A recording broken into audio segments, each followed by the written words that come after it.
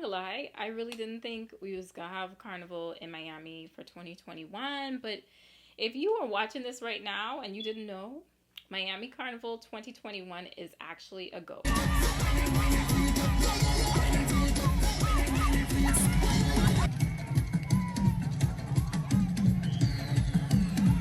Hey y'all, it's Krista aka Bahamianista and welcome back to my YouTube channel. Today we are talking about Carnival, and Miami Carnival 2021 is actually happening, y'all. What? I can't believe it.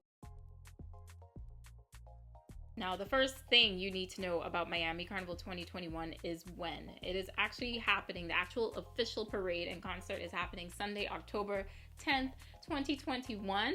For anybody that's asking recommended dates to travel, I would say the minimum amount of time, if you can't take that much time off, I would say come to Miami from that Friday, and leave on the Monday. But if you have more time, feel free to come as early as Tuesday, Wednesday. Some people even come the weekend before. It really just depends on what kind of time you have, what your budget looks like. But trust me, Friday to Monday, if you have the least amount of time, is just enough for Miami Carnival events.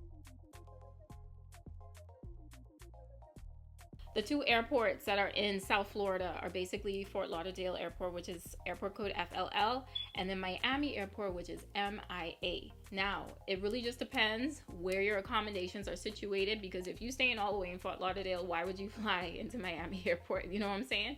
So definitely double check which airport is closest to you when you book your accommodations. When you're booking your accommodations, whether that's Airbnb, whether that's a hotel, VRBO, whether you're staying at a friend's house, make sure you stay in central. And when I say central, I mean try to stay in an area where you can reach most events in the Fort Lauderdale area in a reasonable amount of time, and also the events that will probably be held on South Beach, Miami Beach area in a reasonable amount of time. And the reason I say this is because the traffic in Miami can get so crazy, especially during one of those holiday type weekends. Screenshot this list when you're looking for your accommodations. If you're brand new to Miami Carnival, I suggest staying further south, closer to more Miami Beach area. You can control which events and stuff you choose to go to, but the furthest thing out is probably gonna be Juve, and Juve is a can't miss. So Juve is held Saturday, October 9th. And it'll be in Fort Lauderdale area. You want to make sure you have enough time to get to your events. If you're the type of person that likes to fet after fet, and you plan on maybe sleeping or going elsewhere and stuff like that, you just want to make sure that, hey, I don't have to Uber or Lyft an hour and a half to get here, or I don't have to drive an hour and a half to get wherever I need to go. You just want to make sure you're in a prime spot to get to wherever it is you may need to go. Another reason I say stay central is because a lot of the times when you see these fetes come out, they don't have their venues situated yet, or it's a secret venue, or it's to be announced, whatever the case may be. I don't really think it's the best idea because people are planning and they need to know where these events are being held. But anyway, that's another conversation for another day. But party promoters don't usually tell people where the venues are until maybe a couple weeks before, and it can get super frustrating, especially if you bought a ticket already and the venue is maybe an hour away from where you're staying. So that's why I said make sure you stay central, because most of the events will be in the Miami Beach area. So for your reference, Juve is located at the top part of the map and Miami Carnival is located at the bottom of the map. Also note, this is without traffic. Will be in South Beach, some will be held in Fort Lauderdale. It just depends. It really just depends. I can't even tell you. And my thing is, if you're staying central, you're at least in the middle of where Juve is in Fort Lauderdale and where the Carnival is at the fairgrounds in Miami. Okay, let's talk a little bit about transportation and getting around. The best ways, in my opinion, to get around for Miami Carnival is either you rent a car or you budget for Uber and Lyft. Well, I just like Lyft. I prefer to budget for Lyft just because I know I want to have fun. I don't want to have to bear the responsibility of driving back and forth or being a designated driver. So that is why I go with Lyft. but that can get expensive. And I understand. I get it. Trust me. So your next option would be to get a rental car. Gas in Miami, I think, is about $2 and something. Just jumping in here to add, there's more information about transportation on the blog. Check out the link in the description box below. I did want to jump into this frequently asked question that I get about how to join a carnival band. Now, I'm just going to go through it briefly and maybe expand on this in another video, but I also talk about this on my blog, and I will put that in the description box below. It's called Carnival for Beginners, Where to Find a Carnival Costume. The first thing you do is basically bands or carnival bands are basically like companies that put on a road experience for masqueraders. Masqueraders are the people that put on the costumes, or, you know, they buy the packages for Juve or Carnival, whatever it is, right? And it's a road experience inclusive of your costume, drinks, food, music, and basically a good ass time, right? So a lot of people don't know how to get a costume. So one of the things is basically look out for a band launch. So carnival bands have these band launches. Some of them are virtual, and they'll post all the costumes on their Instagram feed, or they'll post via live thread. They have websites. You can go and look at the costumes. You can see the prices, and they explain the ways on how you can register for a costume. Now, say for instance, you see a carnival band launch, you see a costume you love, then all you have to do is literally go to that website, and there's typically an online registration form. You just fill out your information and you would pay a deposit. Now, it depends on the band how much that deposit will be. Some bands do pre-registrations without showing the costumes. Some bands do registration as soon as the costumes drop, and there's no pre-registration. It really just depends. It depends. Yeah. Anyway, when you see a costume you like, you click on it, you fill in your information, they will give you the price on the website, and you pay that deposit. Now, when you pay that deposit, make sure you read the contract, okay? Because there's a lot of people not getting refunds, this, that, and the third, due to the pandemic, especially at the beginning of 2020, when we didn't really know what was happening with the Rona and stuff like that. So make sure you read your contract. Make sure you see what the terms are for possible refunds. Ask questions, because this is your money you pay in. So ask plenty questions. I don't care if you get annoying, you paying your money, okay? If you're paying your money, you have the right to ask questions. But you will end up paying a deposit of however much that costume is. Sometimes it starts from like $100. Sometimes it'll be $150. Sometimes it's a percentage of the costume. It really just depends on the band. Then the band will tell you, or representatives from that carnival band are going to tell you when you have payments due. That might come in the form of email, announcements on their Instagram page.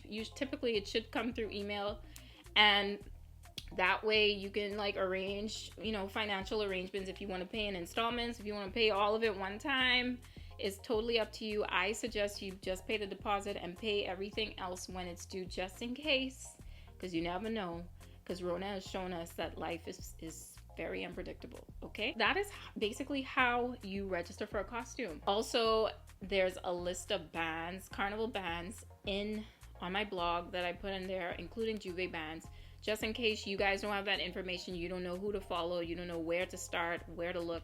Check out the blog below. It's a complete, comprehensive list of Miami Carnival bands, some Juve bands that have launched. I will update it periodically as I get more information. What do you get with the costume? Does entrance to the actual parade and carnival, is it included? Yes, when you register for a costume, you are also paying for entrance into the parade as a masquerader. When you receive your costume package, because it is a package, it will be inclusive of your actual costume, whatever pieces come with it, whether it's a beautiful back piece, head piece, leg pieces, arm pieces, body wear, whatever it is, right? It'll come with wristbands. Sometimes one wristband, sometimes multiple wristbands. And that's to indicate to the security people at the checkpoints who's a masquerader and who's not, right? Yeah, you don't have to worry about that. You just need to make sure you have your wristband on. That's very important. Make sure you have your wristband on the day of the parade.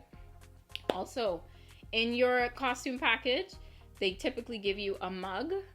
So something to drink out of, and they will give you basically like food chits. Sometimes that's breakfast, snack, lunch, dinner.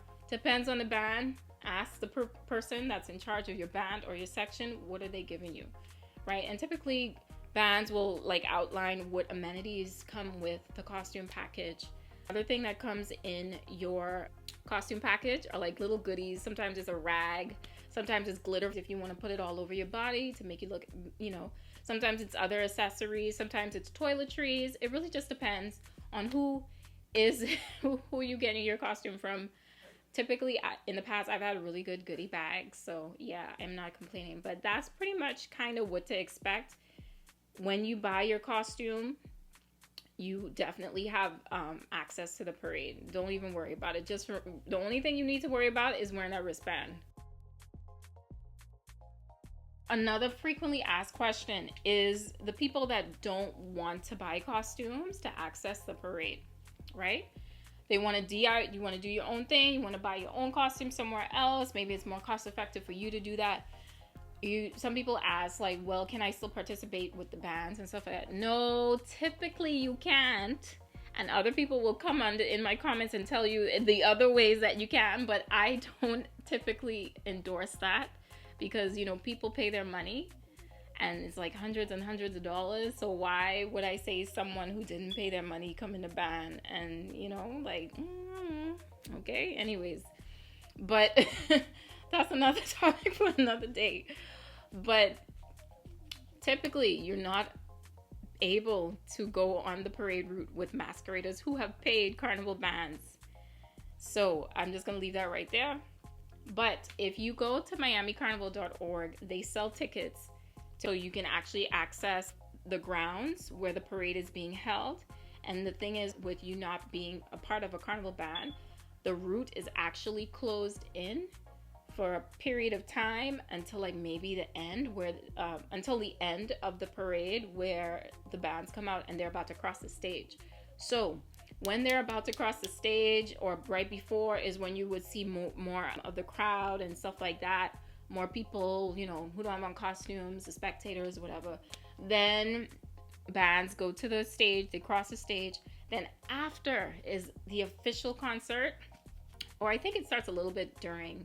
I'm not quite sure when it starts, but it's happening. And then the trucks from the different carnival bands will come and congregate, and then there'll be like this huge big party that anybody can be a part of. So that's something. Like I said, I'm not even going to talk about Stormin'. Y'all reserve that in the comments. Y'all could do whatever y'all want with that. I don't endorse it, but yeah. How old do you have to be to participate? So someone had asked me this, and it really just depends on the band. So I have seen teenagers participate in mass on like actual route and in costume. In certain bands, it depends on the band. You have to talk to each one because I don't think all of them have the same rules. So if you have your eye on a certain band, or reach out and ask them, well, hey, I have someone that's maybe 18 years old or under 18 or under 21. Do you guys sell costumes for them?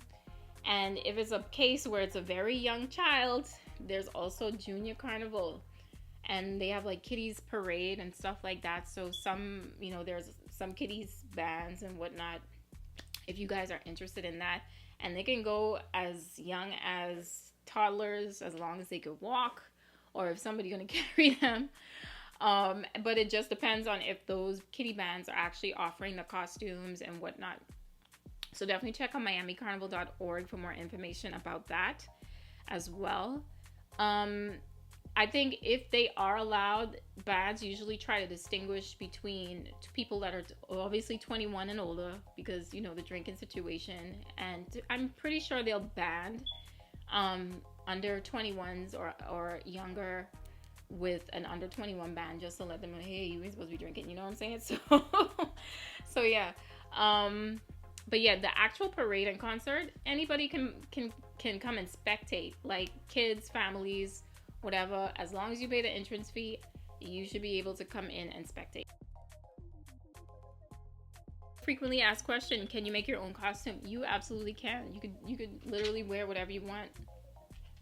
If you're just paying for the entrance fee and you don't want to spend the money to be in a carnival band, you can definitely make your own costume. There are tons of people that do tutorials about making wire bras, making carnival wear. Just check it out on YouTube. Just put in DIY carnival bra or DIY carnival wear or DIY carnival costume, and you should be able to find something. Amazon sells a lot of like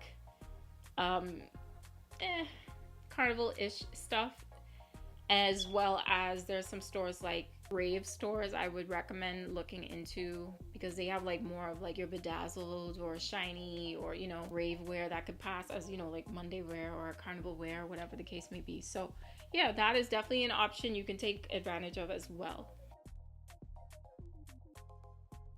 Now, somebody asked how much. Oh my gosh. Let me tell you something. It just depends on you.